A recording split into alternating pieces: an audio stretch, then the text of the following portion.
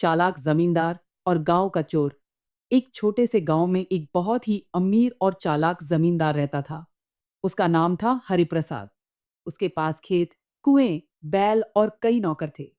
गांव वाले उससे थोड़ा डरते भी थे, क्योंकि वह बहुत तेज दिमाग का था और कोई भी उसे आसानी से बेवकूफ नहीं बना सकता था। उसी गांव में एक चोर भी रहता था। उसका नाम था कालू। कालू बहुत फुर्तीला और चतुर था। वह रात के अंधेरे में चोरी करता और कभी पकड़ा नहीं जाता। गांव वाले उससे परेशान थे, लेकिन कोई उसे रंगे हाथों पकड़ नहीं पाया।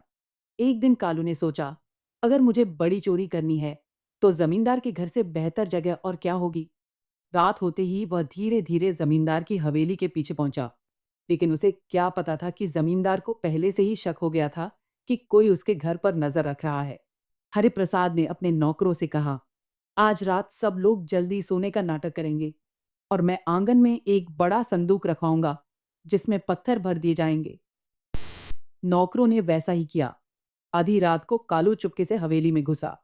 उसने देखा कि आंगन में एक बड़ा भारी संदूक रखा है।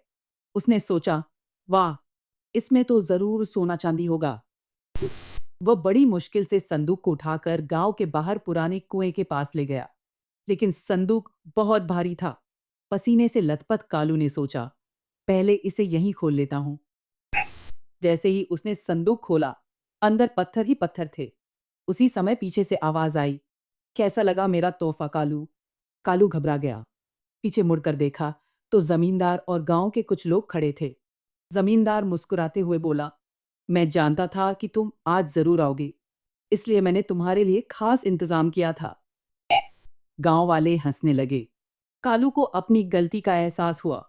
उसने हाथ जोड़कर कहा, मुझे माफ कर दीजिए मालिक, मैं लालच में अंधा हो गया था। जमींदार ने कुछ देर सोचा और बोला, अगर तुम सच में अपनी जिंदगी बदलना चाहते हो तो मेरे खेतों में मेहनत से काम करो। चोरी से कभी सुख नहीं मिलता। कालू ने काम करने की हामी भर दी। धीरे धीरे उसने मेहनत से काम करना शुरू किया और कुछ ही महीनों में वह ईमानदार आदमी बन गया। गांव में शांति लौट आई।